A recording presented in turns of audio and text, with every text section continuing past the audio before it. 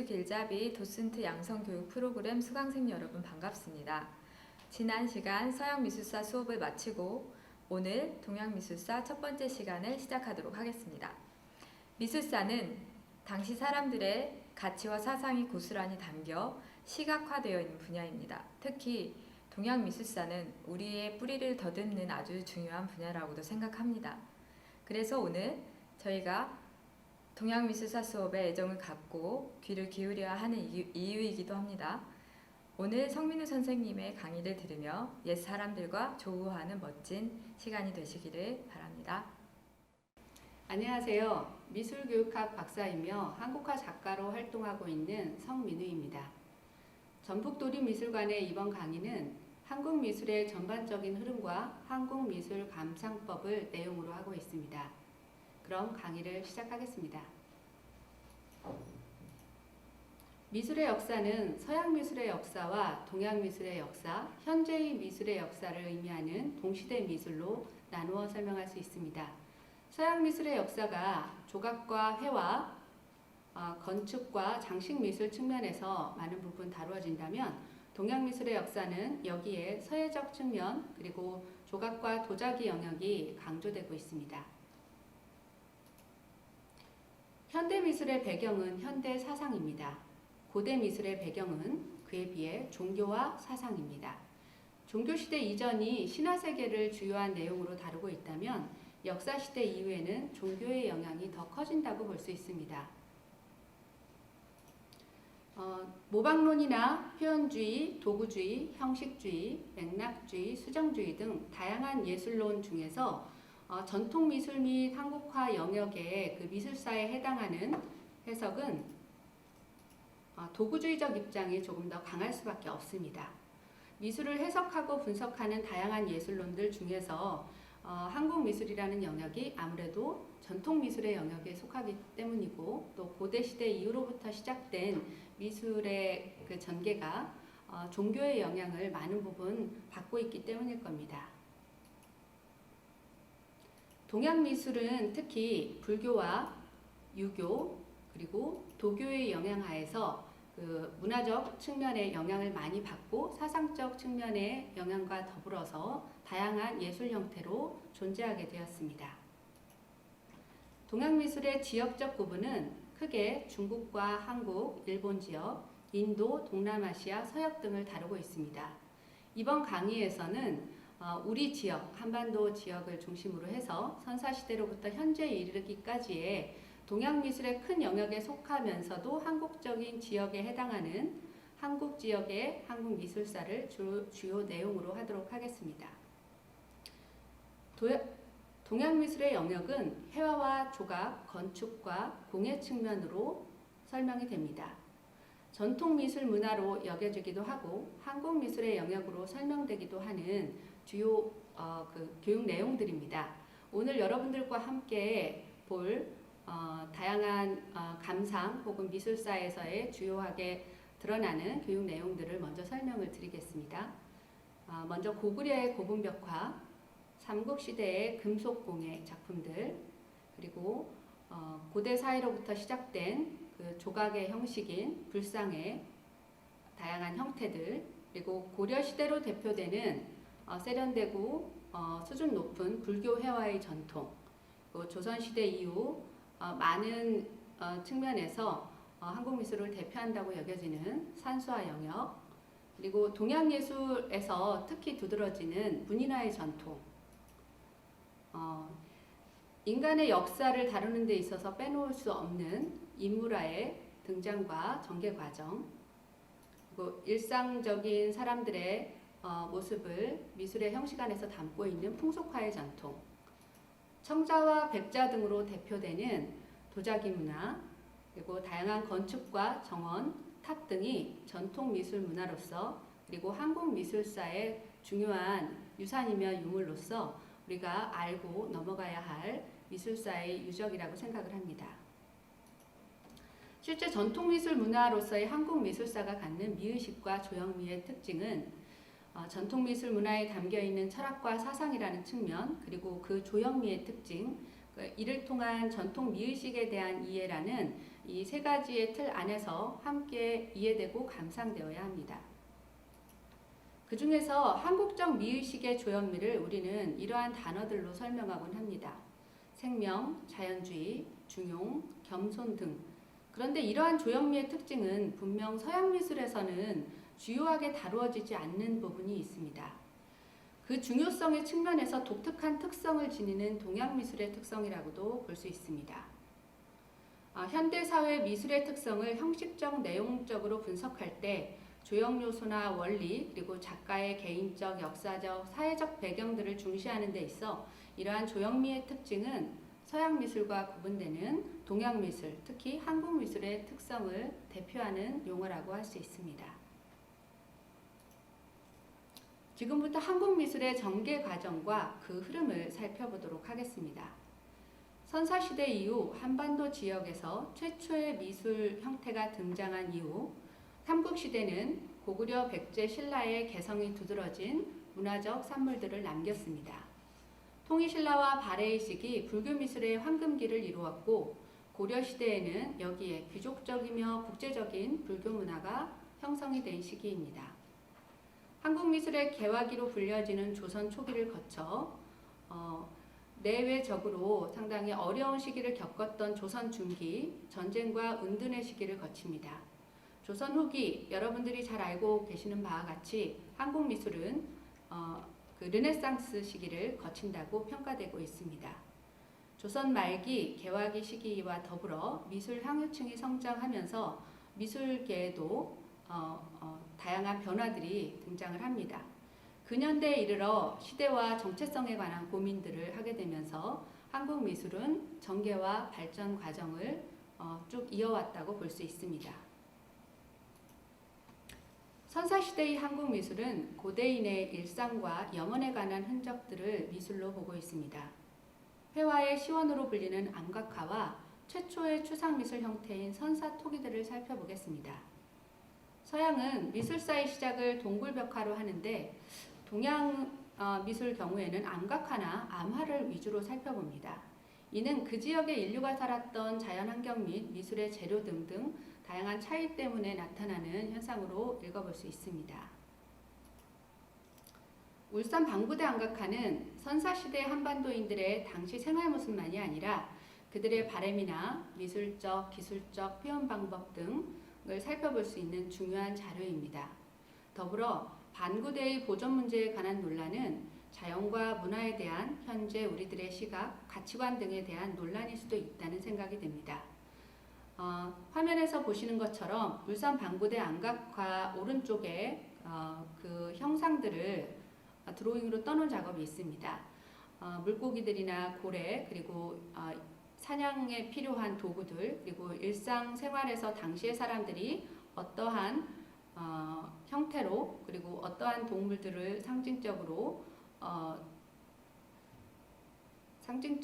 묘사해내고 있는지를 살펴볼 수 있는 작품입니다.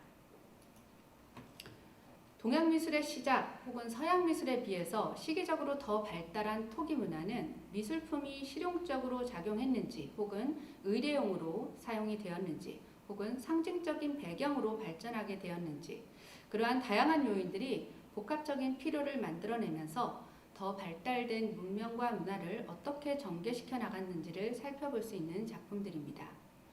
신석기 시대 빗살무늬 토기를 시작으로 청동기 시대 토기에 색을 입히기 시작하는 민무늬 토기의 시대가 도래하였습니다.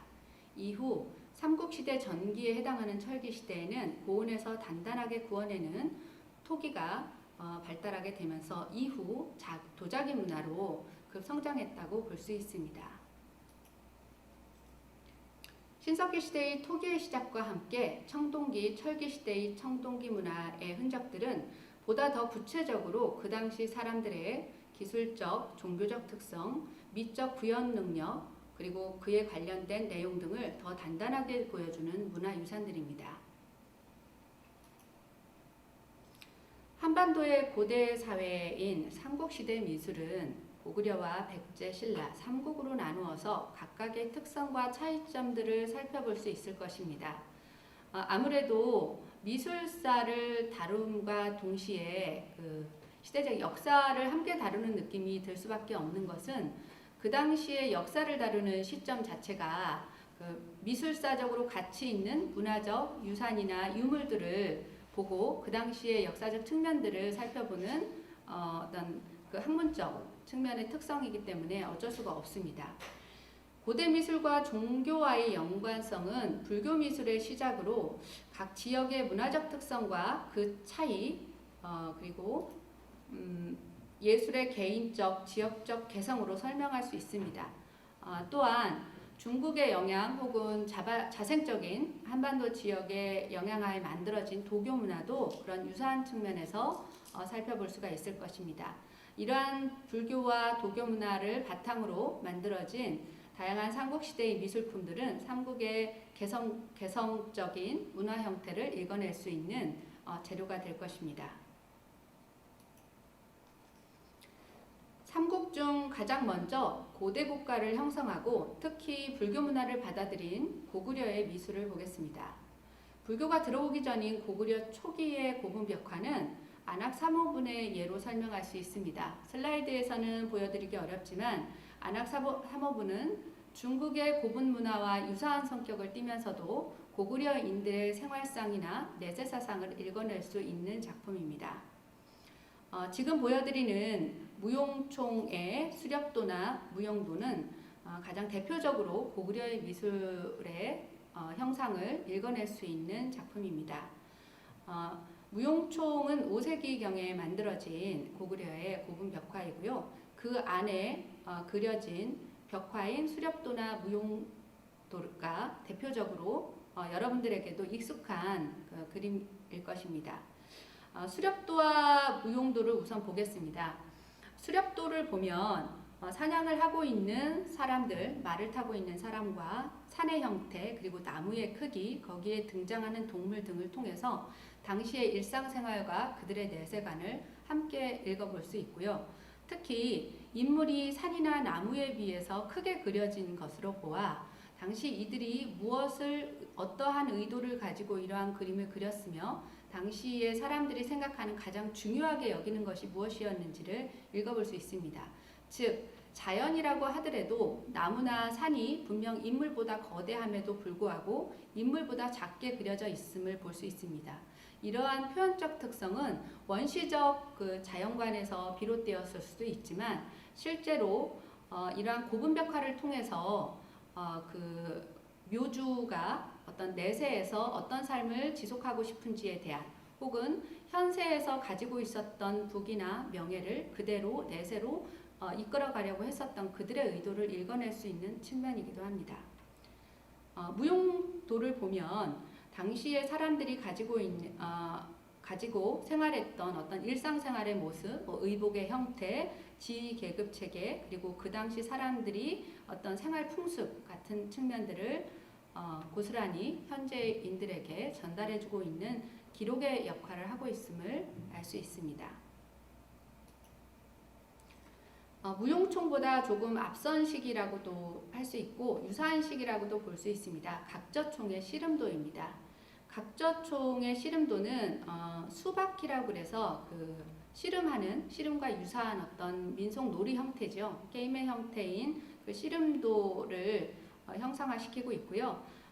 두 사람의 그 역사가 씨름을 하고 있고 오른쪽에 노인으로 보이는 한 명의 어떤 심판자가 있습니다.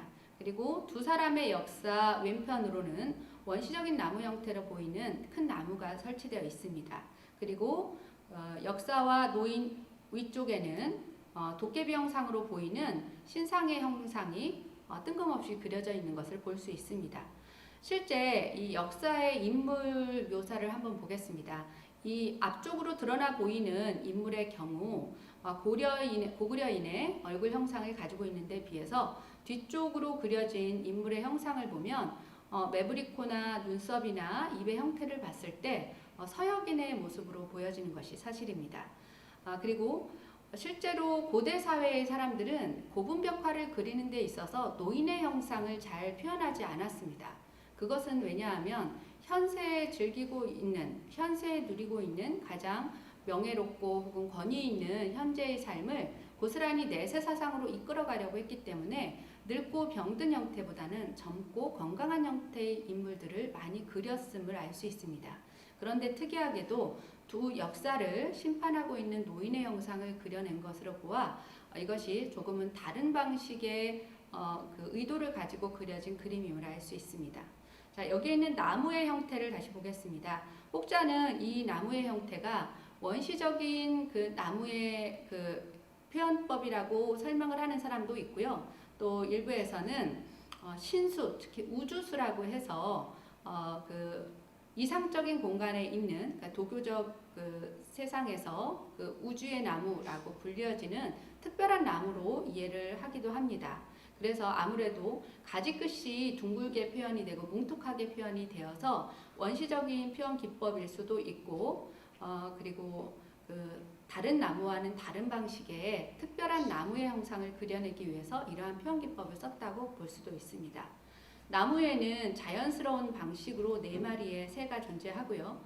또 나무 아래쪽에 많은 부분 지워져 있지만 곰과 호랑이의 형상이 그려져 있다라고 해석을 하기도 합니다. 그래서 이런 것들이 곰과 호랑이 부족에 관련된 전설과 연관된 것은 아닌가라는 해석을 하는 사람도 있습니다. 그리고 도깨비의 형상으로 그려진 신상의 형상은 귀면의 형상이며 동시에 이것이 고분벽화에서 드러날 수 있는 어떤 그 도깨비 형상, 신의 형상으로 설명이 되기도 합니다. 고구려의 고분벽화라고 하면 강서대묘의 사신도를 많이 떠올리실 겁니다. 고구려의 고분벽화는 고대 삼국사회에서 가장 최초의 미술 형식이기 때문에 큰 의미를 갖기도 하는데요.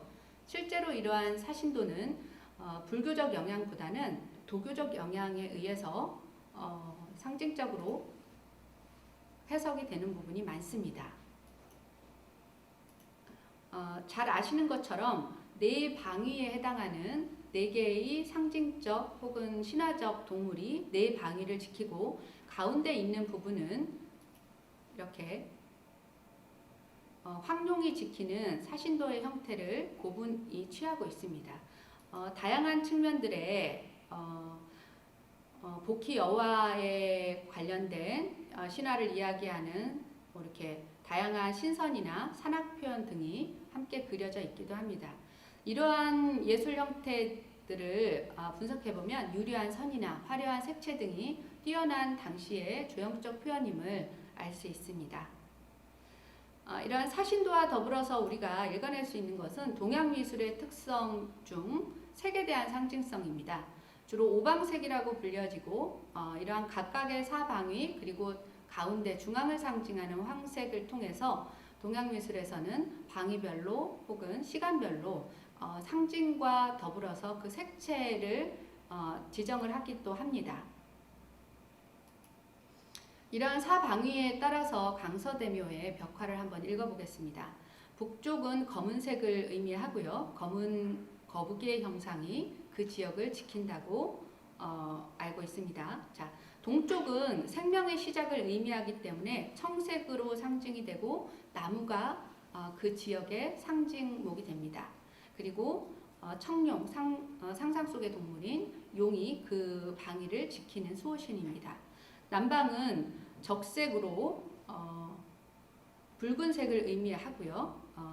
또한 상상의 동물인 주작이 그곳의 방위신입니다.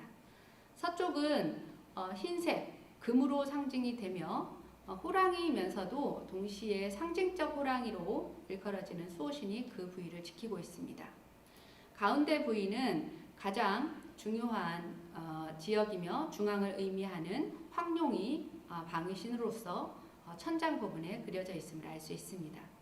이렇게 고구려의 고분벽화는 일상생활, 사람들의 그 묘주가 향유했던 일상생활을 기록적으로 남기기도 하고 그 뒤에 그런 일상생활이 내세 사상과 더불어서 어떤 다른 죽음 뒤의 삶으로 지속되기를 바라는 염원을 담기도 했습니다. 그러다 보니까 일상생활의 다양한 측면들을 기록적으로 남기기도 했고 또 불교적 색채가 가미되기도 하고 또한 도교적 색채가 강조되는 후반부에 이르러서는 사신도와 같은 형상들이 대표적인 그 고분벽화의 형상으로 드러나고 있습니다. 고구려와 백제의 미술의 공통점은 불교의 시작과 전개입니다.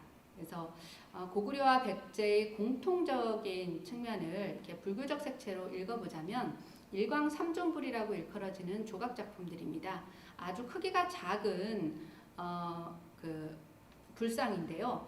특이하게 중국의 영향을 받은 불교의 시작임에도 불구하고 이렇게 고구려적인 혹은 백제의 그 한반도 지역의 특성으로 드러나는 것이 바로 하나의 부처 양 옆에 두 개의 작은 부처를 함께 그려놓는 일광 광배 안에 세 개의 삼존불이 위치한 일광 삼존불이 고구려와 백제의 미술 형태의 특징입니다.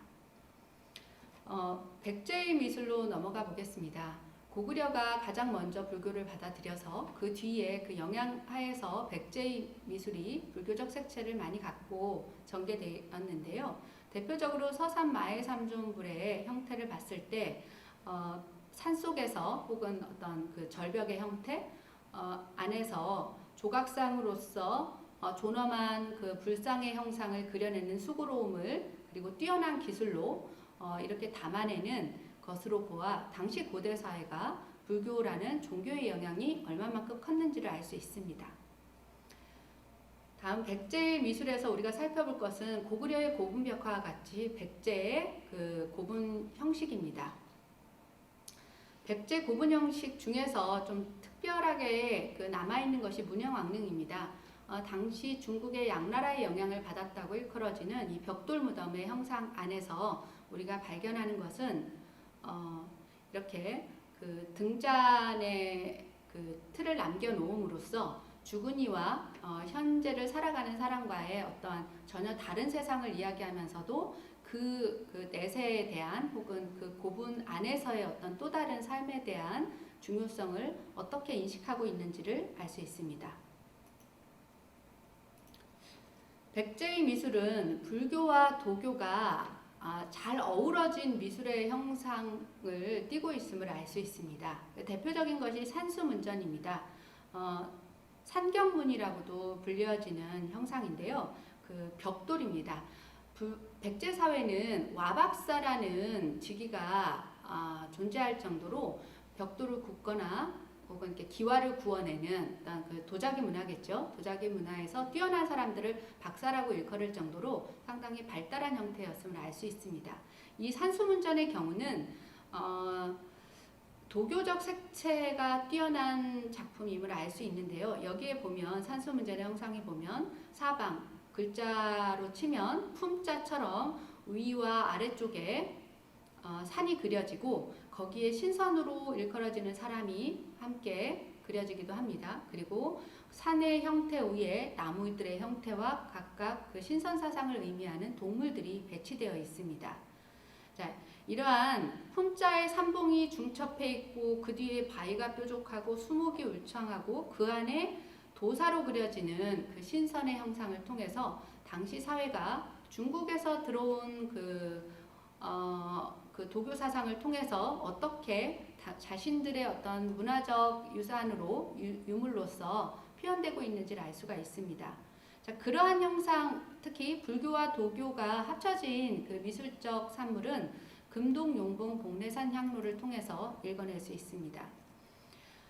물론 그 복례산 향로 같은 경우는 의례용으로 사용이 된 향로죠. 향을 피워서 이 위쪽 뚜껑 부분에 있는 구멍을 통해서 향이 피어져 나오는 향로인데요. 그 한국의 도교 문화를 어떻게 읽어낼 수 있는지를 대표적으로 볼 수 있는 유물입니다. 한국의 도교는 민족 고유 신앙 위에 그 중국의 황로 사상에 또 신선 사상을 합친, 그러다 보니까 유교와 불교가 덧붙여져서 형성되었다고 볼 수 있습니다. 특정한 시대의 사상이나 문화에 끼친 영향에 대해서도 그 시대의 배경에 따라 달리 나타나고 있음을 알 수 있습니다. 복례산 향로의 특징을 보면 위쪽에 있는 봉황, 아래쪽을 지지하고 있는 용의 형상이 드러나고요. 가운데가 이렇게 분리가 되는 형태입니다. 위쪽에 5명의 악사와 5개의 난조가 새겨져 있고요. 아래쪽은 연꽃으로 삼태극을 의미한다고 할 수 있습니다. 이렇게 3개로 분리되어 있는 복례산 향로의 특징은 상당 부분 섬세한 그 금속공예의 어떤 그 문화적 산물의 특성을 의미하기도 하고, 당시 고대 사회에서 종교의 영향에 의한 그 조형적, 기술적 발전의 정도를 읽어낼 수 있는 기준이 된다고 할 수 있습니다.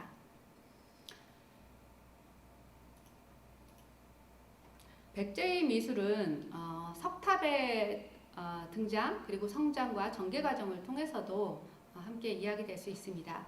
특히 여기 전북도립미술관과 연관이 되어 있는 가깝게 읽어낼 수 있는 것이 바로 미륵사지 석탑 그리고 복원된 서탑일 것입니다.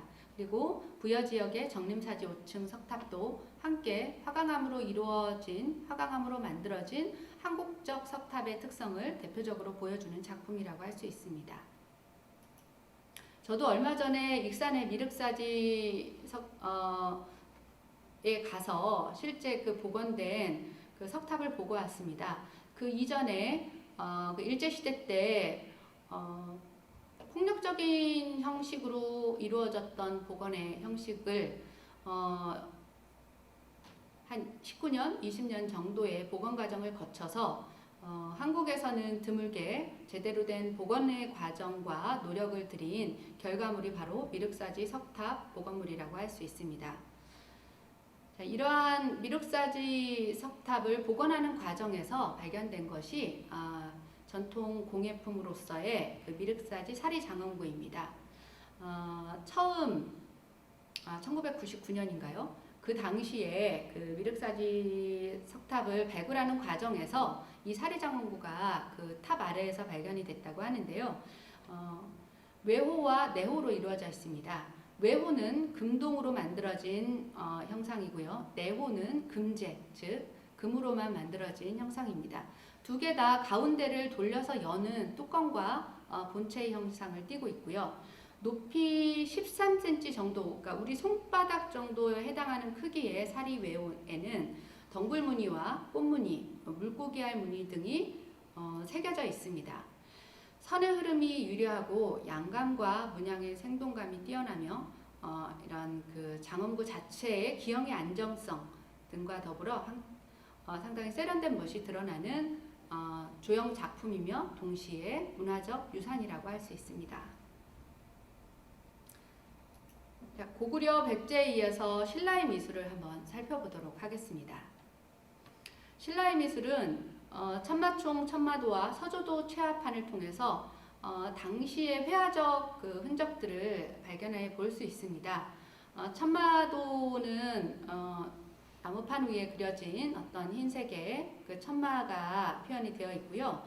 그리고 서조도 최화판을 통해서 보면 붉은색으로 그려진 주작의 형상을 읽어낼 수 있습니다.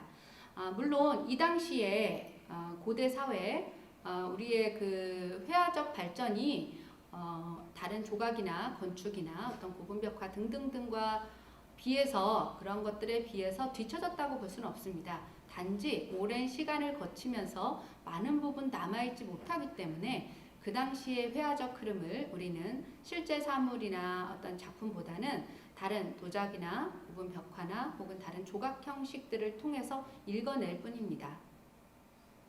신라의 미술을 이야기할 때 우리는 경주 안압지에서 출토된 토우의 해악성, 익살스러움, 자연스러움, 그리고 남산의 어떤 마의 열애자산과 같은 형상을 통해서 보는 자연의 미, 그리고 어떤 일상의 미, 이런 것들을 통해서 상당히 자연스러움의 미로 읽어냅니다. 그러나 한편 신라의 미술은 고구려나 백제에 뒤지지 않는 조형적 완결성, 그리고 세련되고 조화로운 예술 작품의 형상을 띠고 있음을 알 수 있습니다. 금동 미륵보살 방가사유상 78호와 83호는 여러분들이 너무나 잘 알고 있는 작품일 것이고요. 실제로 현재도 국립중앙박물관에 가면 그 전시의 형식에서 오는 아우라인지는 모르겠지만 금동 미륵보살 방가사유상 83호의 자태를 상당히 감동적으로 살펴볼 수 있는 공간이 마련되어 있습니다. 이러한 두 가지 그 국보와 더불어서 우리가 함께 생각해 봐야 할 것은 현재 일본의 국보 1호로 일컬어지고 있는 미륵보살 방가사유상입니다. 금동으로 만들어진 신라시대의 미술품과 다르게 일본의 미술품은 아무래도 그 지역은 나무를 활용한 조각작품들이 많았죠. 그러다 보니까 나무로 만들어진 이 미륵보살 방가사유상을 통해서 무엇이 어떤 영향을 받았다라기보다는 무엇이 무엇보다 위에 있거나 뭐 대단하다라기보다는 당시의 국제적인 교류 그리고 예술가들의 각 사회에서의 지역적인 어떤 역할 등에 대해서 함께 고민해 봐야 할 것 같습니다. 삼국시대는 당시 강력한 왕권 중심 사회였죠. 그리고 종교의 영향이 컸던 사회였습니다.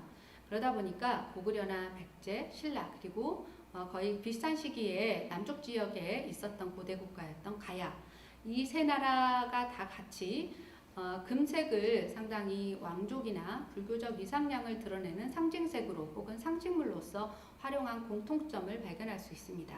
물론 고구려, 백제, 신라, 가야의 이런 금제 관식들은 금동제거나 금제 관식이거나 이러한 것들은 대부분 현재를 살아가고 있는 사람들을 위한 상징물 뿐만이 아니라 대부분은 내세, 즉 죽은 이들을 위한 고분의 어떤 형태 안에서 발견이 되는 의례품이라고 이해를 하시면 됩니다. 간략하게 삼국시대의 도자에 대해서는 이렇게 그림으로만 보여드리겠습니다. 실제 동양미술이 서양미술에 비해서 도자의 발전사가 상당히 중요한 미술사의 측면이 됩니다. 고구려의 최고의 그 제작 기술을 바탕으로 한 단단하고 큰 그리고 그 고구려인들의 형상을 닮은 도자기 작품들, 백제의 아름다움과 실용성 혹은 창의적 특성이 드러나는 백제의 도자기, 신라의 다양하면서도 섬세한 기술이 돋보이는 형상, 그리고 신라와의 어떤 근접한 영향력 하에서 유사한 방식으로 그리고 세련된 곡선미를 지닌 가야의 도자기 등을 통해 당시 우리 사회의 토기 문화가 얼마만큼 전성기를 이루고 있었는지를 읽어볼 수 있습니다. 가야의 미술은 삼국에 비해서 간과되는 측면이 많을 수밖에 없습니다. 그 뒤로 지속되지 못한 그 국가의 형태 그리고 그 현실 때문일 텐데요. 현재 우리에게 금동관이나 청동방울, 철제갑옷 등의 대표적인 형상을 통해서 남아있는 것들이 전부이지만 얼마 전에 그 문화 뉴스를 보니까 최근에 특히 가야의 어떤 문화 발굴을 위한 어떤 그 미술사 쪽에서의 노력이 지속되고 있다고 합니다. 자, 이렇게 고대 사회를 거쳐서 첫 번째 시간에는 통일신라의 미술까지 살펴보도록 하겠습니다. 통일신라는 그 불교 미술의 황금기라고 대표될 수 있습니다. 삼국유사에 이런 글이 쓰여져 있습니다. 사찰들이 별처럼 건립되고 탑들이 기러기 때처럼 세워졌다. 이렇게 보면 고대 사회였던 삼국시대에 유입된 불교 문화가 도교 문화 혹은 그 토착되어 있었던 민족 문화와 더불어서 자신들의 목소리와 형상을 찾아가기 시작한 시기였다면 통일신라 시대에 이르러서 드디어 불교가 통일된 신라라는 지역을 통일하고 조금 더 그 왕권을 강화시키기 위해서 종교적 색채를 얼마만큼 강화시켰는지를 알 수 있습니다. 이 당시는 중국, 즉 당나라, 인도, 서역과의 교류가 상당히 활발하여서 외래의 요소가 수용이 된 시기였기도 하고요. 특히 새로 만들어진 통일국가 안에서 왕실과 귀족들의 지원을 통해 민족 문화가 그리고 문화예술적 측면이 발달했던 시기라고 볼 수 있습니다. 불교 미술의 어떤 그 황금기로서의 통일신라의 미술에서 회화적 측면을 살펴볼 수 있는 작품이 대방광불 화엄경 변상도입니다. 대방광불 화엄경이란 뜻은 크고 반듯하며 넓은 부처의 세계를 여러 꽃으로 장엄하게 만든 경전이란 뜻이고요. 이러한 경전의 앞뒤에 사파로서 그려졌던 것이 바로 변상도입니다. 이 변상도는 일부가 이렇게 찢어진 형태로 남아있긴 합니다만 이걸 봤을 때 자주색 닭종이에 그려진 금리로 그려진 그림임을 알 수 있습니다. 금리라는 것은 금 가루를 악교, 진득진득한 접착제인 악교에 섞어서 물감처럼 활용해서 그리는 것을 의미합니다. 금리로 섬세하게 세필로 그려졌는데요. 구름이나 광배, 연꽃, 보엽 등 일부에는 은리, 그러니까 은가루로도 그려졌음을 알 수 있습니다. 이 변상도의 정확한 명칭은 신라 백지묵서 대방광불 화엄경 변상도입니다. 이 변상도는 현재 남아있는 신라시대의 유일한 그림으로 지금은 상당히 많이 훼손된 상태로 존재하고 있습니다. 신라시대 당시 건축물의 형태를 알 수 있는 거의 유일한 그림입니다. 안에 이제 불상이 그려지고 그 불상 주변에 그 건축물의 외곽 형태가 그려져 있음을 알 수 있습니다. 그리고 신라시대의 불화의 형상이 거의 남아있는 것이 없는데 특히 통일신라 때까지 이렇게 그 변상도라는 작은 조각으로 남겨져 있는 이 회화 형태를 통해서 당시 신라에서 통일신라로 연결되었던 당시 불교 회화의 귀중한 자료로서 역할하고 있습니다. 통일신라의 미술은 이 조각이라는 측면에서는 세련과 조화의 미라고 설명할 수 있습니다. 대표적인 예가 바로 여러분들이 너무나 잘 알고 계신 석굴암입니다. 왼편에 있는 사진은 100년 전 처음 일제시대 때 그 발굴처럼 이렇게 당시 무너져 내리는 석굴암을 보존하려고 들어갔던 사람들에 의해서 찍혔던 석굴암 본존물이고요. 오른쪽 본존물의 사진은 현재 보존과 어떤 처리 과정을 거쳐서 현재 우리가 가면 볼 수 있는 본존물의 형상입니다. 이것이 통일신라 시대, 지금으로부터 1-2천년 전 이전에 만들어진 조각 작품임에도 불구하고 당시의 이상적 불교의 형상을 얼마만큼 세련되고 조화롭게 잘 만들어냈는지 그 조각상들 그리고 이것을 기획하고 설립까지 했었던 사람들의 수준과 그 수고로움을 볼 수 있는 작품입니다. 통일신라 석굴암과 더불어서 신라인들이 꿈꾼 부처의 나라로서 이상적인 형상으로 만들어진 것이 바로 불국사입니다. 불국사의 다리를 거쳐서 올라가면 안쪽에 다보탑과 석가탑 그리고 대웅전이 있죠.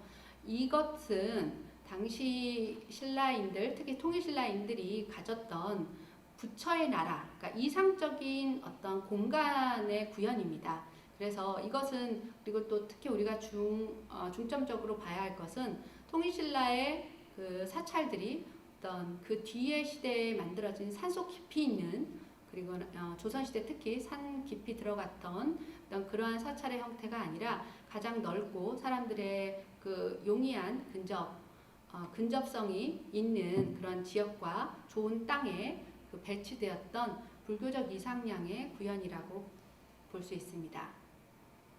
통일신라 시대의 미술이 그 이전에 그 백제 시대를 거쳐서 석탑의 형태가 이 이후로까지 발전이 되는데요. 중국의 그 탑의 형태가 벽돌이었고 또 일본의 탑의 형태가 목탑 위주라면 우리나라의 그 미술사 안에서 다루어지는 대부분의 탑의 형태는 석탑입니다. 아무래도 화강암이 아무래도 많이 이렇게 채굴이 되고 가장 가까운 곳에서 발견할 수 있는 재료였기 때문이기도 할 테고 단단한 건축의 형상을 그 탑을 통해서 구현하려고 했던 고대인들의 의도가 만들어낸 형상이라고 볼 수 있습니다. 통일신라의 금속공의 형태를 한번 보겠습니다. 성덕대왕 신종인데요. 이것은 1908년 정도인가요? 그 경주 박물관으로 성덕대왕 신종이 옮겨지는 사진이고요. 오른쪽이 현재 우리가 외부가 아니라 외부에서 볼 수 있는 어떤 그 모조품입니다. 그런데 우리가 중요하게 봐야 할 것은 그 성덕대왕 신종이 어떤 조형미와 어떠한 그 특성을 가지고 만들어졌냐겠죠. 왼쪽의 비천상은 아무래도 여러분들이 교과서에서 많이 보셨던 유려한 선과 그리고 어떤 조화로운 형태에서 마치 회화 작품을 그려낸 듯한 선의 유려함을 통해서 그 비천상의 형상을 읽어내실 수 있을 겁니다. 근데 오른쪽에 있는 용류는 자주 보시지 못하셨을 것 같아요. 용류라는 것은 범종의 위쪽, 용의 모습을 한 고리를 의미합니다. 고래를 무서워한다는 포레라는 가상의 용의 형상을 빌어서 이렇게 아래쪽 범종의 형상에 입을 대고 여의주를 입에 물고 있는 형상을 하고 있습니다. 포레라는 용은 용왕의 아홉 아들 중 셋째 아들이었는데 자꾸 울부짖기를 좋아했다고 합니다. 울부짖기를 잘했다고 합니다. 그래서 종의 소리가 잘 나도록 종을 치는 부위를 당좌라고 하는데요. 그 당좌를 치는 당목, 그러니까 종을 치는 나무 기둥 같은 거죠. 나무를 그 당목을 고래 모양으로 만들어 사용했다고 합니다. 이렇게 용과 물고기 형상, 특히 고래의 형상이었던 당목 등을 통해 그 당시 이것은 불교에서 사용이 된 그 신종임과 동시에 당시의 사람들이 어떤 사상적 체계 그리고 그 사람들의 가치관 안에 내재되어 있었던 도교적 신선 사상 혹은 그리고 그들이 믿었던 자연신의 사상들이 한 작품 안에서 잘 어우러지고 있음을 알 수가 있습니다. 통일신라의 위쪽 지역에 속했던 발해의 미술은 사실 현재 북한의 지역이고 또 중국의 그 위치에 있기 때문에 사실 한국미술사를 연구하는 분들도 쉽게 연구하기 어려운 분야임이 분명합니다. 이렇게 우리가 쉽게 접근할 수 있는 것이 정효공주 묘의 벽화나 석사자 등을 통해서 당시 발해 미술 정도를 읽어내는 정도고요. 실제로는 직접 가서 연구자들에 의해서 당시의 역사적 사료들과 더불어 좀 더 깊이 있는 미술사적 연구가 함께 이루어져야 할 것으로 봅니다. 네, 그럼 이어서 고려시대의 미술부터 다시 살펴보도록 하겠습니다. 고려시대는 화려하고 귀족적인 불교 문화를 대표적으로 살펴볼 수 있습니다. 불교 회화와 고려 청작 그리고 다양한 공예나 건축물까지 한번 그 흐름을 보긴 할 겁니다만 고려시대의 미술을 대표하는 용어는 화려하고 우아한 귀족 문화이며 불교 문화라고 이해하시면 될 겁니다. 고려시대의 그 불교 회화이면서 회화적 양식이 남아있는 판화 작품인 어제 비장전 판화를 보겠습니다. 중국 북송의 태종이 지은 불교 관계 저술에 첨부된 삽도 형식의 변상도를 어제 비장전이라고 합니다. 그 어제 비장전의 형상을 고려에서 판화 형식으로 그대로 다시 새겨서 찍어낸 작품입니다. 여기에 보면 보통 당시의 그 회화적 흐름이 어떻게 표현이 됐는지를 알 수 있습니다. 암산으로 표현된 산봉우리들 그리고 산봉우리 사이에 수목이 표현되어 있고요. 건축물과 인물의 표현도 자연스럽게 그려져 있습니다. 이 그림은 당시 북송의 그 범관의 계산행려도라는 그림과 비교해서 살펴보시면 됩니다.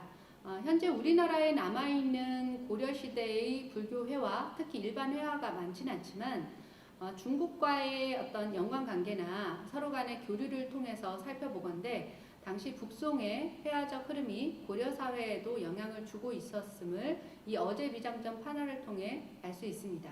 특히 우점준으로 표현된 산세의 표현이라든지 수목의 표현 그리고 그 사이사이 위치한 집들, 가옥구조의 표현 등이 유사함을 알 수 있습니다. 고려의 미술하면 아무래도 불교 회화가 특히 이런 불화가 대표적입니다. 아미타 삼존도, 양류 관음도, 수월 관음도, 그리고 지장보살도 등과 같이 다양한 부처의 형상을 비단이나 종이 위에 섬세한 채색으로 그려낸 방식입니다. 이러한 그 불교 회화 작품이 실제로 우리나라에 남아있는 것보다 일본이나 어떤 해외에 유출된 그림들이 많다는 점이 좀 아쉽긴 합니다만 얼마만큼 고려 사회가 불교 문화에 많은 기술적 그리고 어떤 그 경제적, 재정적 측면에 공을 들였는지를 이러한 작품들의 수준을 통해 살펴볼 수 있습니다. 고려 불교 회화 중에 법화경 서사 보탑도라는 작품입니다. 현재 이 작품도 일본에 있고요. 그 법화경이라는 경전의 그 글자들, 그 이야기를 큰 탑의 형상으로 그려놨는데 자세히 보시면 아시겠지만 그 탑을 가득 채우고 있는 것이 바로 글자들입니다. 하나하나의 글자들을 금리, 즉 금가루를 악유에 이겨 만든 물감이죠. 금리로 써서 그리고 보탑, 큰 탑의 형상으로 그려냄으로써 법화경이라는 경전의 형상을 그림으로 표현한 대표적인 불교 회화 작품입니다. 그 섬세함이나 그리고 어떤 개성적인 표현 방식에서 상당히 뛰어난 작품임을 알 수가 있고요. 그리고 최근에도 현대미술가들 중에 이렇게 그림의 형상을 글자의 표현으로 대신 이렇게 그려내는 작가들이 있죠. 그 당시에 개성적인 표현으로 이러한 것들이 그려졌음을 알 수 있습니다. 고려시대의 미술은 조화로움이라든지 세련됨 이런 것들로 대표되어졌던 통일신라의 어떤 불교 그 조각 형태와는 좀 다릅니다. 워낙에나 국가가 왕권이 강화되었던 국가였기 때문에 그리고 또 지역적인 호족들의 그런 권세가 또 강한 또 시기가 있었죠. 그러다 보니까 각 지역의 그 불상들은 상당히 거대한 불상들의 형상을 띠고 있습니다. 관촉사의 보살입상, 개태사의 삼존불입상은 이쪽 전북 지역과 멀지 않은 지역에 위치해 있죠.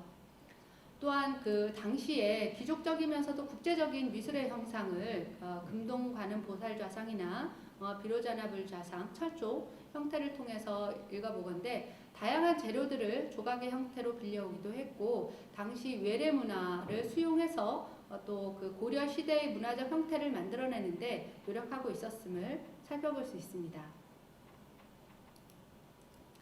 고려의 회화와 더불어 고려 청자는 우리가 그 가장 오른쪽에 보이는 상감청자를 통해서 잘 알려져 있습니다. 그런데 이 고려 청자라는 것도 시기적으로 발전과 전개 과정을 거쳤겠죠.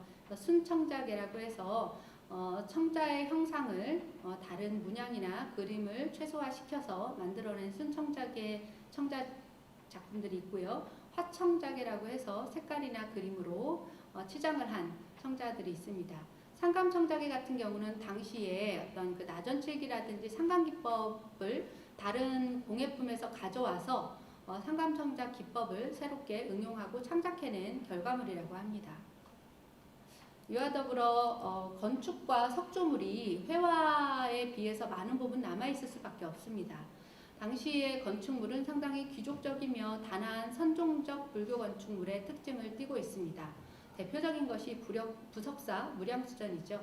그리고 월정사의 팔각구층 석탑같이 다양하고 그 지역적 특성이 두드러진 석탑 형태도 함께 발견이 되고 있습니다. 자, 고려시대는 이렇게 간단하게 불교 회화를 중심으로 살펴봤고요.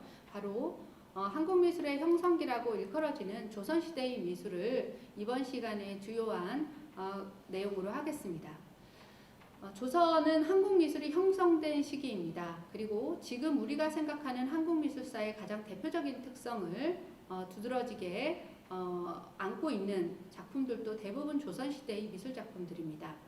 회화는 인간과 자연에 대한 관심으로 확장이 되었고요. 또 조각은 유교 중심 사회의 불교 조각과 더불어 그 분청에서 또 백자로 넘어가는 도자기와 더불어 다양한 조각 작품들, 조자 작품들이 남아 있습니다. 불전의 장흥부를 의미하는 공예, 건축, 석조 등등 이번 시간의 조선의 미술사는 주로 회화 작품을 위주로 살펴보도록 하겠습니다. 먼저 조선 전기의 미술의 특징입니다. 조선 전기는 불교가 중심이 되었던 고려 사회까지의 미술이 유교적 예술 세계의 시작으로 전환이 된 시기입니다. 그리고 풍요로운 문인 문화가 정착하였고 그것이 다양한 예술 작품들로 구현이 된 시기이기도 합니다. 성리학의 통치 이념을 중심으로 수묵산수와 분청사기 등으로 대표되는 조선 전기 미술품들을 하나씩 살펴보도록 하겠습니다. 조선 초기의 회화작품 하면 안견의 목류도원들을 떠올립니다. 안타까운 것은 이 작품은 현재 일본의 덴리대학에 소장이 되어 있기 때문에 우리가 쉽게 보거나 또 연구하기가 어려운 경우죠. 2009년도에 잠깐 한국에 와서 전시가 된 적이 있다고 하는데 그 뒤로는 다시 이렇게 개방되지 않는다고 합니다. 안평대군이 초여름밤 꿈에서 얼핏 본 무릉도원을 화가 안겨내게 시켜서 3일 동안 그려낸 작품이라고 합니다. 저 또한 한국화가이기 때문에 이 작품을 공부하는 시기 동안 비단에 그대로 따라 그려봤던 경험이 있습니다. 생각보다 비단이라는 바탕재에 의해서 섬세하게 표현이 되어야만 하는 작품이었고요. 이들이 특히 안평대군과 안견이 그려내고자 했던 목류도원이라는 세상은 유교적 이상향인과 동시에 당시 그 안평대군이 처했던 정치적 그리고 그 당시의 사회적 그 배경을 보여주고 있는 작품이라고 할 수 있습니다. 실제로 목류도원도는 1447년에 그려져서 한 6년 정도는 그 세간에 존재하다가 1453년에 돌연 사라졌다고 합니다. 그 뒤로 1893년 일본에서 다시 등장을 했고 지금 덴리 대학에 소장이 되어 있는데요. 아마도 안평대군이 자신이 잘 다니던 잘 알고 있는 절에 이 그림을 부탁했다가 나중에 임진왜란 시기에 약탈이 된 게 아닌가라고 예측을 합니다만 정확한 이 목류도원도의 어떤 그 일본으로의 유출이 확인된 바는 없습니다. 그런데 중요한 것은 이 안견의 목류도원도에 그려진 어떤 회화 양식이겠지요. 이 회화 양식은 바로 이전 시대, 그러니까 조선 초기 바로 이전과 그 비슷한 시기에 영향을 주었던 중국의 미술의 형식입니다. 그러니까 바로 북송시대 곽희라는 작가가 그려낸 조춘도라는 작품과 거의 유사한 표현 양식을 띠고 있습니다. 동양화, 특히 한국 미술에서는 이렇게 서양화 작품과 다르게 어떠한 형상을 그려내는 데 있어서 법이 있습니다. 특히 산수화를 그리는 데 있어서의 그 법이 잘 활용이 되는데요. 그것을 우리는 준법이라고 합니다. 그러니까 다양하게 어떤 흑산은 어떻게 그리고 바위산은 어떻게 그리고 이런 가지의 나무는 어떻게 그리고 이런 잎사귀의 나무는 어떻게 그리고 이런 방식으로 준법이 있습니다. 그러한 준법을 곽희의 조춘도의 형식을 따랐다고 알려져 있고요. 특히 이 곽희의 조춘도의 경우는 동양의 산수화, 특히 전통 미술 영역에 속하는 산수화에서 서양 미술의 산수화의 구도법과 다른 삼원법을 읽어낼 수 있습니다. 곽희라는 작가는 동시에 활혼화가이기도 했고요. 자기가 그 그림을 그리는 방식을 설명한 책을 내기도 했는데요. 그 책의 이름이 임천고취라는 책입니다. 임천고취의 그 삼원법에 대해서 설명을 하고 있습니다. 평원, 고원, 심원에 관한 이야기인데요. 한번 살펴보도록 하겠습니다. 곽희의 이렇게 전경을 바라보는 방식은 마치 내 눈높이와 동일하게 평원을 바라보는 시각과 동일하죠. 그리고 높은 산을 아래에서 위쪽으로 바라보듯이 그려내고 있습니다. 그런데 이렇게 산과 산의 중앙에 위치하는 부분들은 마치 새가 되어서 위에서 내려다보듯이 조감도를 그리듯이 그려냈는데요. 이것이 바로 심원입니다. 위에서 아래를 내려다본 그림의 형식을 한 화면 안에 그려냄으로써 사실성을 구현했다라기보다는 이 산이라는 경치가 가지고 있는 전체적인 모양 그리고 이 산이 담고 있는 정취를 한 화면에 그려내고자 했던 동양회화의 삼원법을 구현하고 있는 작품이라고 할 수 있습니다. 곽희의 조춘도와 유사하게 안견의 목류도원도 또한 이 삼원법에 의해서 어떤 흐름을 그대로 읽어 내려갈 수가 있습니다. 그래서 바로 이전의 슬라이드를 한번 보시면 이곳을 바라보는 평원의 시각과 그리고 고원의 시각, 높은 산들을 바라보는 고원의 시각, 특히 목류도원, 그러니까 도원을 바라보는 시각 자체가 심원의 기법을 구도법을 사용함으로써 한 화면 안에서 삼원법을 고스란히 드러내고 있음을 알 수 있습니다. 조선 초기에 유행했던 그 화파 중에 절파 화풍이라는 것이 있습니다. 조선 초기는 중국의 그 역사적 전개로 보면 막 이제 그 명나라가 원나라에서 명나라로 넘어왔던 시기죠. 명대에는 크게 그 두 개의 그 화풍이 유행을 하고 있었는데요. 오파와 절파라고 불려지는 그 회화 양식을 따르는 문인화가들 혹은 직업화가들의 그 화풍의 흐름이 있었습니다. 그 중에서 절파 화풍은 좀 더 작가의 개성을 중시하고 빠른 분놀림이라든지 거침없는 붓질을 통해서 일각에서는 광태사학파로 불릴 정도로 거친 회화적 표현을 드러내는 작품들을 절파화라고 불렀습니다. 이러한 절파화풍이 조선 초기의 미술에도 영향을 주었고요. 대표적인 양식이 바로 강희안의 고사관수도입니다. 강희안의 고사관수도를 보면 부벽준이라고 해서 절벽을 그려내는데 한 붓으로 넓은 붓을 옆으로 뉘어서 한 붓으로 쭉 이렇게 깎아내리듯이 도끼로 찍어서 이렇게 표현하듯이 그렸다고 해서 부벽준으로 그렸고요. 거기에 덧붙여진 나뭇잎의 형상이라든지 수풀의 표현 같은 것이 상당히 자연스럽고 거칠게 표현되어 있음을 알 수가 있습니다. 고사관수도는 이런 절파화풍과 더불어서 당시 문인화가들이나 직업화가 등 당대의 사람들이 어떤 자연관을 가졌는지를 고스란히 보여주는 작품이기도 합니다. 나는 새 속에 살고 있지만 언젠가는 자연의 품으로 들어가서 마치 도사나 선인, 신선의 삶처럼 자연을 관조하며 살아가고자 하는 당시 문인화가들 혹은 직업화가들의 어떤 바램을 담고 있는 것이 바로 고사관수도의 형식입니다. 비슷한 시기에 중국에서 그려졌던 장로의 어부도라는 그림을 보시면 넓은 절벽이 있고 높은 절벽이 있고 배를 타거나 혹은 바위에 앉아 있는 인물이 보여집니다. 두 사람도 아니고 대부분 혼자 그려져 있는 경우가 많고요. 이러한 소재가 물과 자연과 그리고 그 사람의 형상을 한 화면 안에 집어넣는 회화 양식으로 성립하던 시기였습니다.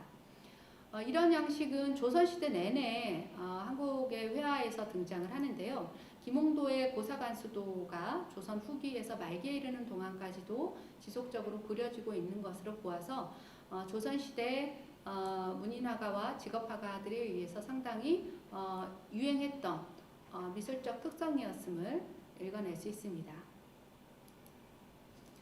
조선 전기의 미술 중에 그 중국의 영향을 받았고 또한 문인화가들을 중심으로 상당히 유행했던 그 소재가 있습니다. 그 소재가 바로 소상팔경도입니다.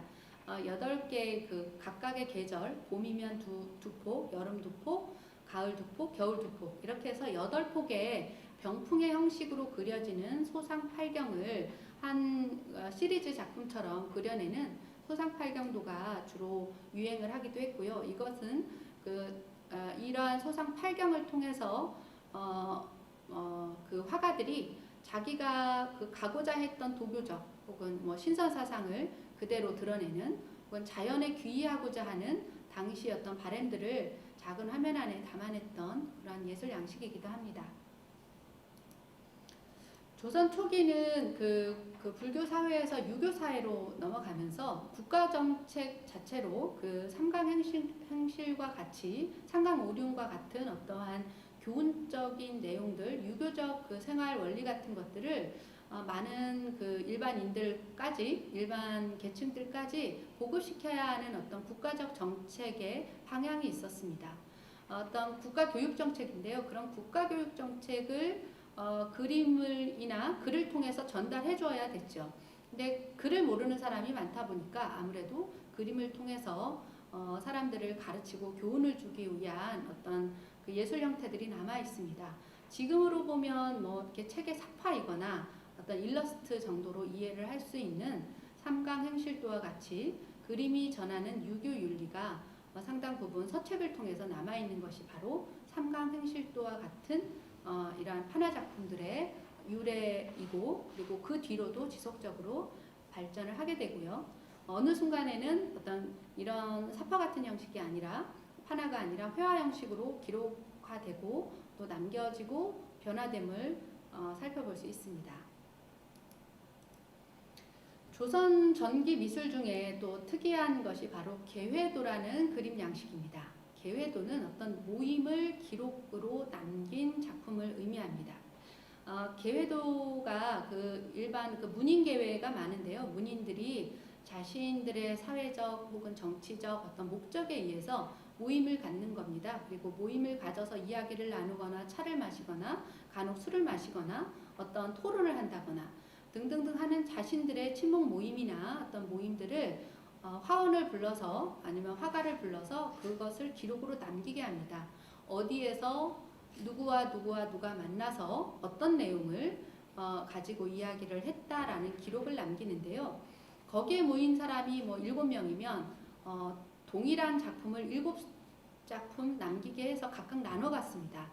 이것은 어떻게 보면 풍류를 즐기고 친목을 도모하기 위한 문인 계회로 볼 수도 있지만 조선 초기 그 사대부들의 힘이 강화되면서 각자가 자신들의 정치적 혹은 어떤 그 친목 모임을 통한 어떤 세력을 키우기 위한 그리고 그것을 증빙하기 위한 기록화로 발달했다고도 볼 수 있습니다.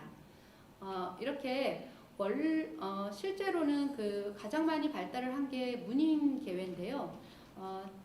이렇게 원로 그 문인들이 모여서 모임을 하고 그것을 기록으로 남긴 거에서 시작해서 이것이 조선 중기와 후기까지도 쭉 지속이 됩니다. 그리고 이런 모임의 전통은 원래는 고려 사회로부터 시작이 됐다고 합니다. 초반에 그 그려진 계회도의 형식은 건축물 안에 사람들이 이렇게 모여 있는 형상을 당시의 그 지역적 특성이 두드러지는 뒤쪽 산에 그려 넣는다거나 동네의 풍경을 그려 넣는다거나 해서 그 장소의 어떤 특수성을 표현하기도 했습니다. 하지만 조선 후기로 전개되면서 점점 더 이런 계회도는 산수, 그러니까 특히 자연 속으로 들어가서 사람들이 어떤 좀 어두운 시간에 밤에 모여서 술을 마신다든지 차를 마시는 자신들의 친목 모임을 강조한 어떤 작은 화첩 그림 같은 형상으로 변화 전개되고 있음을 다른 그림들을 통해서 또 발견할 수 있습니다. 한국 미술사에서 여성 작가는 사실 거의 발견되질 않죠. 두드러지게 신사임당의 초충도를 통해서 그리고 그에 관한 어떤 일화를 통해서 여성 화가로서 신사임당을 거론을 하긴 합니다만 그가 대표하는 그림 또한 어떤 산수나 어떤 서예나 문인화보다는 이런 초충도로 대표되는 장식적이고 상당히 그 작은 공예적인 작품에 가까운 작품들로 여성 미술이 대표되는 것은 상당히 아쉬운 점이라고 할 수 있습니다.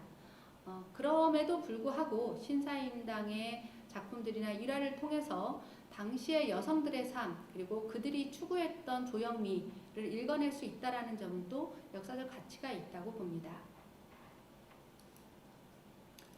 조선 중기의 미술로 넘어가 보겠습니다.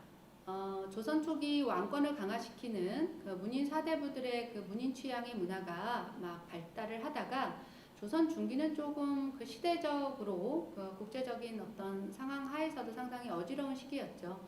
외란과 호란을 겪으면서 사회가 조금 더 어려워지고 보통 일반인들의 삶도 피폐해지는 그런 시기였다고 보고요. 또 정치적으로도 아무래도 불안정한 시기를 거치고 있었습니다.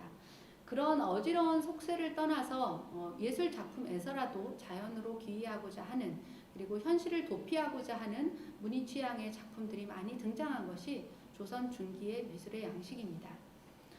김시의 동작연려도나 이명욱의 어초문답도와 같은 작품들을 통해 볼 때 그 어지러운 세상이 있음에도 불구하고 그림으로 그려지는 속세의 어떤 삶은 전혀 그런 어지러움이 보여지는 것보다는 다시 자연으로 돌아가고자 하는 어떤 형상들을 취하고 있음을 알 수 있습니다. 조선 중기만이 아니라 대부분의 산수화 작품에서 인물이 등장을 할 때 독특한 점이 있습니다. 대부분 산수화의 형상 안에서 등장하는 인물들은 자연 속으로 들어가는 인물들이 대부분이고요. 자연 밖으로 걸어 나오는 사람들은 좀 적습니다. 김시의 동작연려도에서도 보면 당나귀를 이끌고 집으로 돌아가거나 다리를 건너서 작은 다리를 건너서 다시 어떤 자연 속으로 가고자 하는 의지가 보이고 있죠. 이명국의 어초문답도 또한 집이라는 어떤 속세의 삶이 아니라 낚시를 하기 위해서 강태공이 어떤 대화를 나누면서 그 그 현실을 도피해서 자연으로 들어가고 있는 장면을 그리고 있는 작품들이 대부분입니다. 이러한 특성은 산소도라는 형식 안에서 산소화라는 형식 안에서 동양 미술이 취하고자 했던 자연과의 합일 사상을 많은 부분 설명하고 있다고 볼 수 있습니다. 좀 독특한 그림의 양식인 이금산수에 대해서 설명을 하겠습니다. 이징이라는 조선 중기에 이징이라는 화원화가가 있었습니다. 그 당시 화원화가의 역할은 어떤 어진을 그린다든지 왕가의 그 행사를 기록한다든지 그리고 궁정을 장식하는 그림들을 주로 그리는 역할을 담당하고 있었죠. 이징의 경우는 김명국과 거의 비슷한 시기에 활동을 했던 화원화가이고요. 고려 시대까지 여러분들이 아까 그 법화경이라든지 서사 보탑도라든지를 통해서 보신 것처럼 불교 미술에서 주로 사용하던 좀 어두운 비단 위에 금리를 풀어서 세밀한 붓으로 그려낸 그런 변상도의 형식을 궁정을 장식하는 회화 형식으로 이끌어오고 있습니다. 그것이 바로 이금으로 그려진 산수화입니다. 그리고 이러한 이금으로 그려진 산수화는 가장 강력한 왕권을 상징하면서 그 궁정을 장식하는 궁중회화로서 역할을 했다고 할 수 있습니다. 고려 시대에 그 불교 회화를 통해서 그 종교적 이상향을 드러냈다면 이제는 금색이라는 상징성이 왕권의 강화와 그 강화를 드러내는 예술 작품으로서 궁정 미술의 형식으로 등장하고 있음을 알 수 있습니다. 조선 중기에 등장했던 이징의 이러한 이금산수는 이징만이 아니라 김명국을 통해서도 많은 부분 그려졌는데요. 이런 이금산수의 양식이 일본의 그 통신사로 갔던 김명국에 의해서 일본에도 황금색으로 그려지는 어떤 회화 양식을 전달했다라고 그리고 많이 그려주고 왔다라고 기록으로도 남아 있습니다. 조선 중기를 거쳐서 뭐 작은 화책을 통해서 문인화, 사군자 같은 걸 이금으로 그리기도 했고요. 그런데 조선 후기로 가면서 서서히 이런 전통은 많은 부분 사라집니다. 조선 초기부터 어진과 초상화는 많은 부분 그려졌습니다만 현재 남아있는 어진은 두 점밖에 없다고 알려져 있죠. 지금 보여드리는 태종의 어진, 전주에 있죠. 이 태종의 어진도 조선 후기에 다시 그려졌다고 알려져 있고요. 수많은 문인사대부들이 자신들의 형상을 초상화를 화원들에게 의뢰해서 지금의 사진을 찍어서 자신의 그런 기록을 남기는 것과 유사한 방식으로 초상화가 많은 부분 그리고 여러 차례 제작이 되기도 했습니다. 이러한 어진과 초상화의 전통은 문인 초상화로 발전을 합니다. 조선시대의 문인 초상화는 상당히 사실주의적인 형상을 담아낸 것으로 유명합니다. 본래 동양 미술이 서양 미술의 좀 상대적인 개념으로 어떤 동일하게 사실주의적인 것 같지만 조금 그 사실주의라는 용어가 좀 다른데요. 전이모사라든지 기운생동 뭐 이러한 용어들로 설명이 되곤 합니다. 뭐냐면 사실주의적이라는 것이 현실을 있는 그대로 드러내는 리얼리즘인과 동시에 그 안에 그 사람의 어떤 인물을 그린다고 했을 때 성품이나 성격 그리고 그러한 기운까지도 담아내야 된다라고 보는 것이 동양 미술에서의 사실주의고요. 또 그런 사실주의와 함께 그 리얼리즘적인 측면을 함께 이야기하려고 하는 것이 바로 조선 후기의 초상화를 통해서 보시는 바와 같이 어떤 허점으로 보이거나 오점으로 보여지는 어떤 현상들까지도 그대로 기록하는 것이 사실주의 정신이라고 또 보는 겁니다. 그래서 오명왕이나 김정희, 뭐 남태제의 초상을 보면 얼굴에 드러나는 어떤 점이라든지 흉터 그리고 병의 흔적들 이렇게 그 사람의 단점으로 보여지는 것들까지 그대로 고스란히 담아내려고 했었던 그런 그 화가들의 노력 그리고 그것을 받아들인 이 초상화의 주인들의 어떤 그 가치관 그런 것들을 우리는 조선시대 초상화를 통해서 읽어낼 수 있습니다. 조선 중기에는 영모 화조화라고 그래서 그 감상을 위한 그 회화 양식이 발전하기도 했습니다. 영모라는 것은 털이 있는 동물을 뜻하고요. 화조화는 아시는 것처럼 꽃이나 새를 그리는 그림을 의미합니다. 그 이전의 그림들이 조금 더 종교적이고 그리고 그 당시의 지배계층의 어떤 사상적 그리고 이제 요구하는 교훈적 이런 내용들을 담아내려고 했다면 조선 중기 정도 되면서는 예술 작품이라는 것이 감상만을 위한 목적으로도 활용되고 있었고 그러한 노력들이 회화 작품으로 드러나고 있음을 이런 영모 화조화를 통해서 살펴볼 수 있습니다. 영모 화조화로 유명했던 사람들은 뭐 이암이나 조석, 뭐 변상벽 같은 작가들이 있고요. 사람마다 작가마다 자기가 잘 그리고 좋아하는 어떤 화제가 있습니다. 누군가는 고양이를, 누군가는 강아지를, 누군가는 새를, 누군가는 꽃을 다른 산수화나 문인화에 비해서 그리기를 즐겨하고 또 잘 그리는 작가들이 있었죠.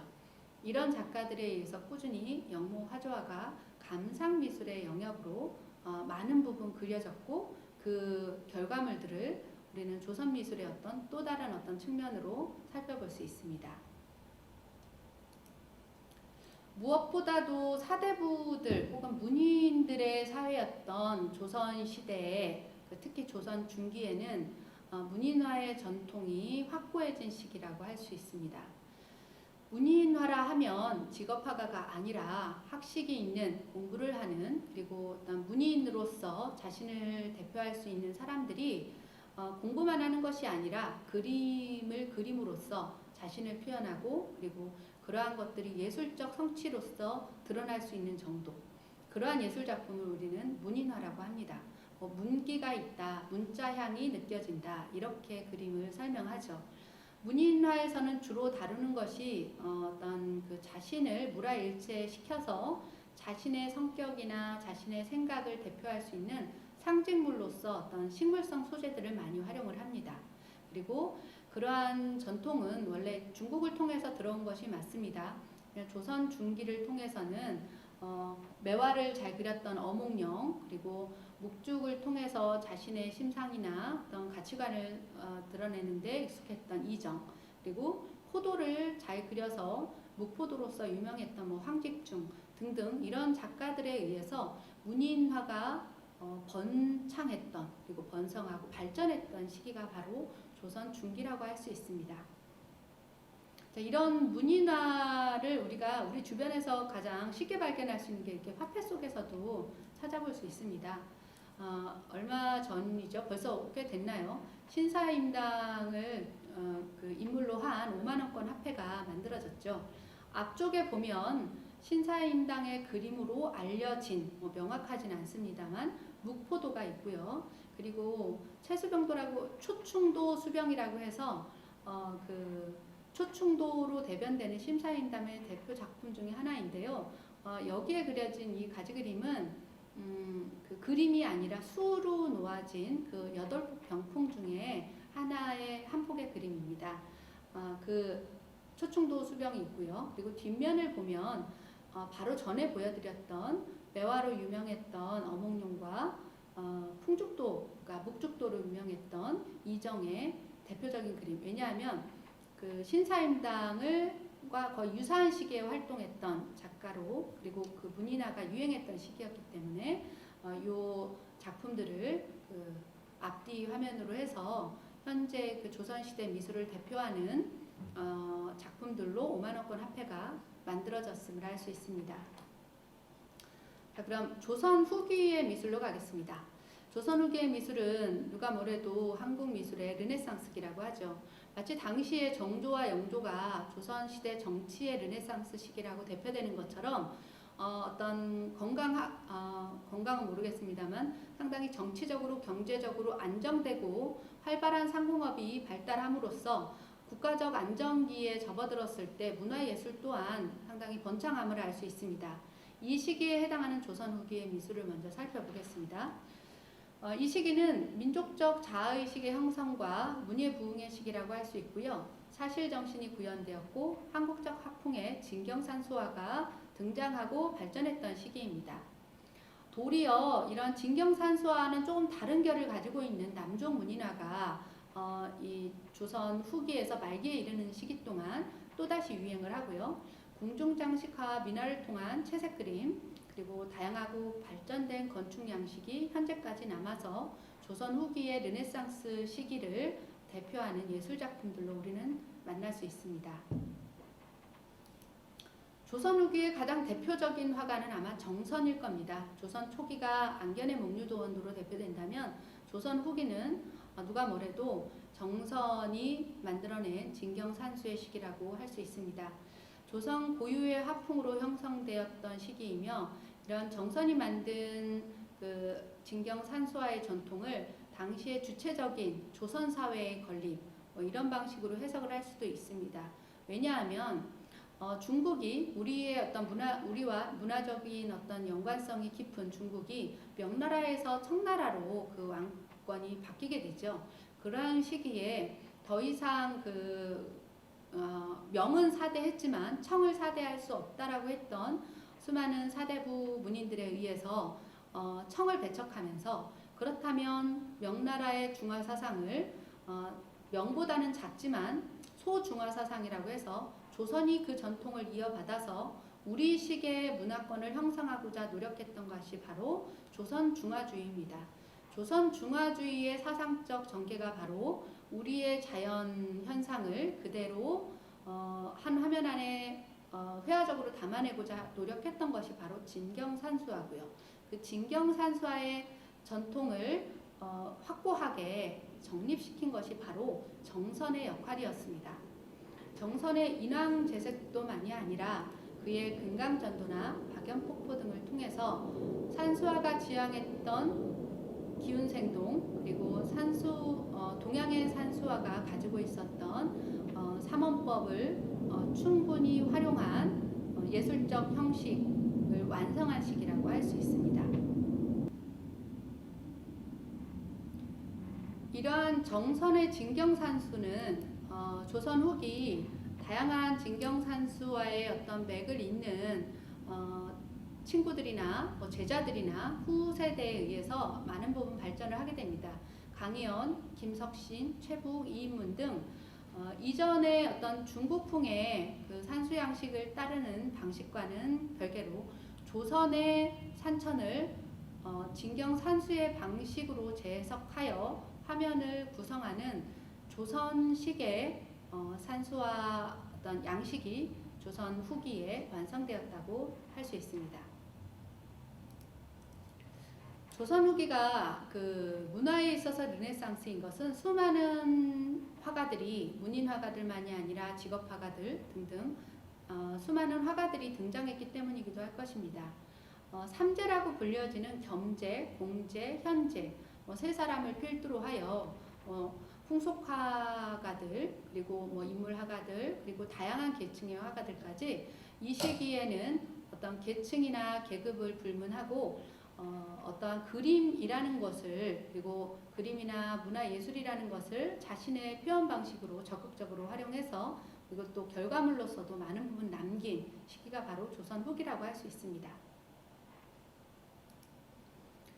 풍속화가 시작된 시기를 조선 후기라고 볼 수 있습니다. 물론 그 이전에도 일상을 기록하는 것들이 고분벽화를 통해서나 불교 회화를 통해서나 어떤 어떤 계회도와 같은 기록화들을 통해서도 면면이 이어지기는 했습니다만 여기에서 풍속화라 함은 어떤 문인들이나 귀족이나 왕에 관련된 어떤 기록들이 아니라 일반인들로 그 풍속화의 소재가 바뀌는 시기가 바로 조선 후기라고 할 수 있습니다.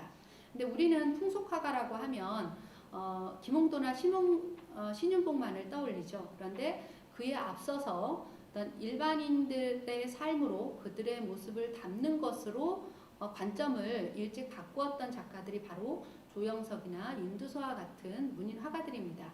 이들의 수공선차도나 체해도와 같은 그림들을 통해서 이 시기는 이제 그 근대 초기라고 할 수가 있는 거죠. 자생적으로 조선 사회에 근대적 인식이 어떻게 싹트고 있었는지를 풍속화의 전개를 통해서 우리는 읽어낼 수가 있습니다. 물론 풍속화의 시대를 대표하는 것은 당시 화원화가이며 동시에 천재화가였던 김홍도에 의해서 꽃을 피웁니다. 그가 행렬풍속도나 다양한 풍속화첩 그리고 궁중에서 이루어졌던 다양한 기록화들을 통해 그 당시를 마치 다큐멘터리를 찍듯이 남겨놓은 수많은 작품들을 우리는 현재 그것들을 보면서 당시 사회를 이해하고 해석하고 또 그것들을 어떻게 더 가치 평가할 것인지에 대해서 고민할 수 있게 된 것입니다. 이런 김홍도와 더불어서 또 다른 계층들 그리고 그 문인 화가들의 시선에서 이렇게 집중되지 않았던 여성들의 삶 그리고 풍속 중에서도 중요한 어떤 여성과 남성의 삶이라든지 그러한 것들을 또 읽어낼 수 있도록 해준 것이 바로 또 신윤복이라는 작가에 의한 걸 겁니다. 아까 안타까운 것은 실제로 김홍도나 신윤복이 당시 화원화가이며 그렇게 높은 계급이 아니었기 때문인지 모르겠지만 이들에 대한 당시의 기록들은 작품으로서는 남아있지만 그들에 대한 노후의 삶이나 그리고 그들의 또 다른 어떤 자신들의 풍속의 모습, 자신들의 일상의 모습은 기록적으로 많이 남아있지 않다라는 점이 상당히 안타까운 것 같습니다. 조선 후기 어떤 그 개화기 이전의 그 근대, 자생적인 근대성 그리고 근대적 사고는 문인들의 자화상을 통해서도 상당 부분 발견이 될 수 있습니다. 이제 사회는 중세와 근세를 넘어서서 어떤 그 외세에 의한 혹은 스스로에 의한 어떤 다른 세계와의 교류를 요구하는 어떤 근대기에 접어들었던 시기입니다. 이 시기에 윤두서나 강세왕 같은 천재적인 문인이면서 동시에 화가이기도 했던 이들은 가장 먼저 다른 세상을 보기 이전에 자기의 내면의 모습을 표현함으로써 과연 자기 스스로 무엇에 집중해서 무엇을 중요하게 여기고 어떤 것을 연구하고 어떻게 살아가야 할 것인지를 자화상을 통해서 그 고민들을 담아내고 있다고 할 수 있습니다. 이러한 문인 자화상들을 통해서 조선 사회의 근대기의 어떤 초입의 모습을 읽어낼 수 있습니다. 조선 후기에 독특한 양식이 문화예술에서 발견이 됩니다. 조선 초기가 중국 미술과의 연관성이 강했었고 조선 중기 이후에 후기로 접어들면서 조선 중화주의 사상처럼 조선이라는 지역적 그리고 문화적 특수성을 발견하고 발전시키려 했던 진경산수의 양식이 발달했음에도 불구하고 또 다른 측면에서는 조금 더 고답적이고 복고주의적인 문화예술의 발달이 이런 남종 문인나라의 유행이라는 측면에서 나타납니다. 특히 대표적인 것이 김정희였고요. 그 영향을 받아 허련이나 정기 등등의 다양한 남종 문인 화가들이 활동을 합니다.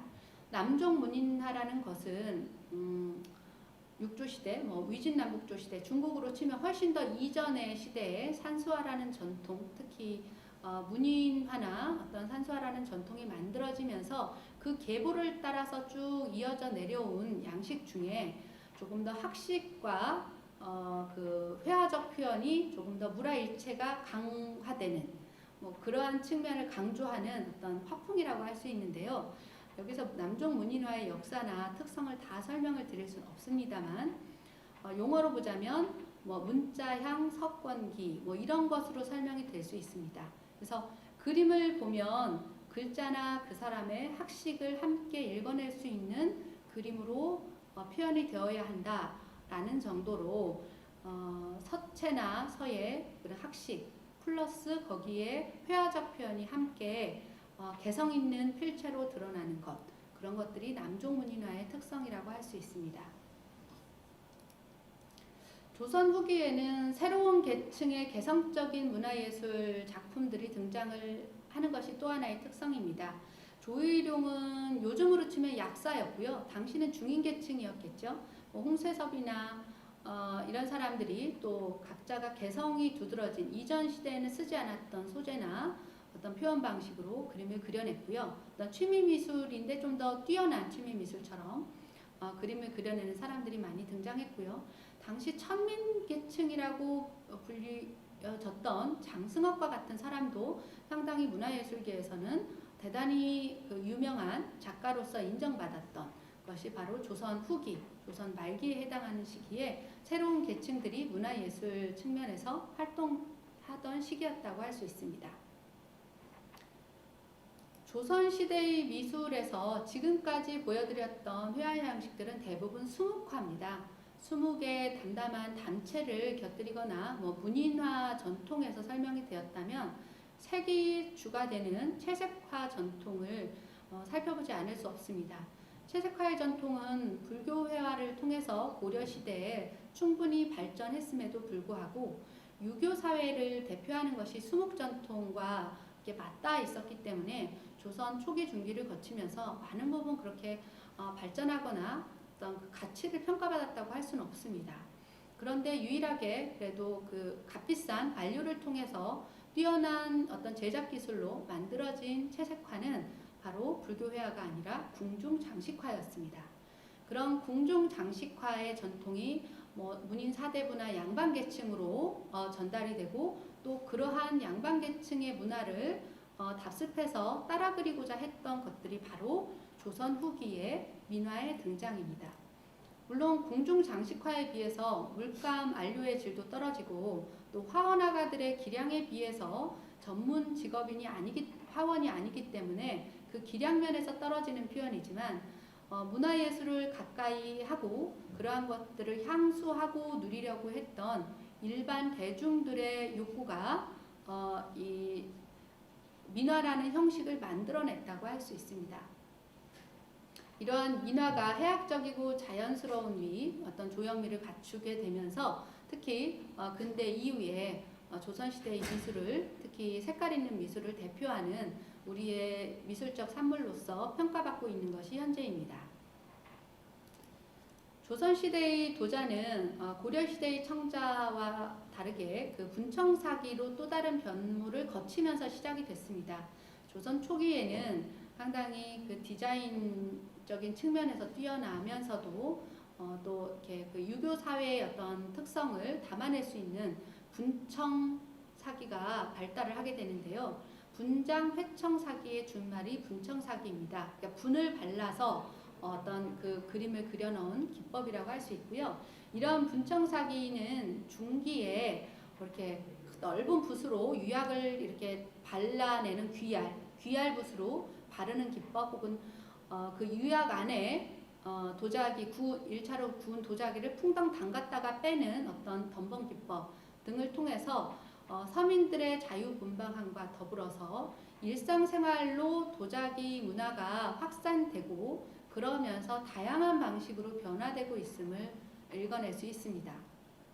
그러나 조선 중기를 거쳐가면서 백자의 그 발달이 두드러집니다. 순백자 그리고 화백자, 청자가 순청자, 화청자, 상감청자로 진행이 된 것처럼 조선의 백자도 순백자계가 있고요, 화백자계가 있고 상감백자계가 있습니다. 이것은 어떤 비슷한 시기에 많은 부분 등장을 하기도 했지만 화백자 중에서 청화백자 같은 경우는 조금 조선 후기로 와서 등장을 했던 거고요. 상감백자계가 드러나는 형식으로는 분청사기와 유사한 면도 있습니다. 그리고 가장 사랑받고 또 조형미에서 가치를 인정받는 것은 순백자계가 현재는 순백자계가 특히 다랑아리 같은 것들이 그 가치를 상당히 높게 평가받고 있는 것이 사실입니다. 조선시대의 건축은 현재 남아있는 물론 불에 타거나 전쟁에서 부서지거나 등등등의 이유로 모든 것이 그대로의 형상을 담아내지 못하지만 그래도 지금의 시기와 가장 가까운 역사적 그 시기였기 때문에 다양한 형상으로 사찰이라든지 궁 그리고 행성 같은 결과물들이 지금 우리의 도심에 그리고 우리의 각 지역에 그 건축물들이 남아있는 것이 사실입니다.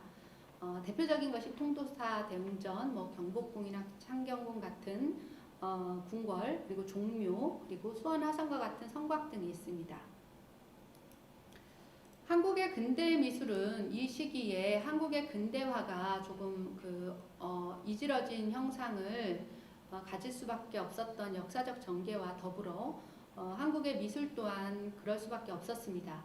당시 시대의 변화와 더불어서 정체성에 고민이 있었고 과연 거기에 대한 가치평가는 지금을 살아가는 우리 시대의 사람들에게 또 다른 가치의 기준을, 평가의 기준을 가지고 볼 수밖에 없는 것 같습니다.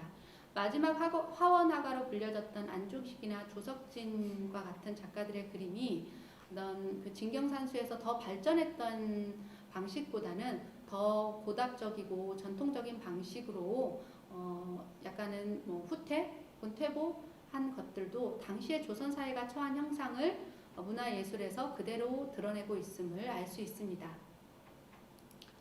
근대 초기에 해당하는 이상범이나 병관식 등등의 어떤 한국화의 전통을 이었다고 일컬어지는 근대 작가들의 작품들을 보면 물론 표현 기법이나 표현의 소재 그리고 방식 등에서 변화를 갖고 있습니다만 그럼에도 불구하고 이것이 다른 근대적 발전과는 조금은 궤를 달리하는 방식으로 진행되었기 때문에 그리고 이 시기에 일본과의 어떤 국제적 관계, 식민지 시대를 거치면서 왜곡된 근대기를 거쳤기 때문에 한국 미술은 조금 더 그 주체성과 정체성에 관한 고민을 더 진지하게 해야 되는 시기라고 봅니다. 지금까지 한국 미술사를 그 전반적인 흐름으로 훑어봤습니다. 하나의 작품을 깊이 있게 살펴볼 수 있는 시간은 되지 않았지만 선사시대로부터 한국 미술이 등장했고 고대 국가와 중세 고려를 거치면서 또 한국 미술이 완성되었다고 일컬어지는 조선시대의 미술사를 쭉 훑어보면서 우리는 왜 우리가 한국 미술에 관한 관심을 지속적으로 가질 수밖에 없는가라는 질문에 닿게 됩니다. 전통과 현재의 문제에 대한 고민이 거기에서 시작될 것이고요. 한국 미술이 갖는 주체성과 정체성의 문제는 한국적 미의식을 발견하는 노력으로 진행되어야 할 것입니다. 그리고 이러한 전통 미술 및 한국화에 관한 관심과 그 교육에 관한 관점을 어떻게 작품을 바라보고 서양의 미술 혹은 다른 미술과는 어떤 방식에서 다를 수밖에 없는지 그 독창성이나 특수성을 찾아보는 것이 그 다음 단계에서 필요하다고 봅니다. 지금까지 한국미술사 흐름 들어주셔서 감사하고요. 바로 다음 시간에는 한국미술의 감상법에 관한 수업으로 다시 찾아뵙도록 하겠습니다. 네, 수고하셨습니다.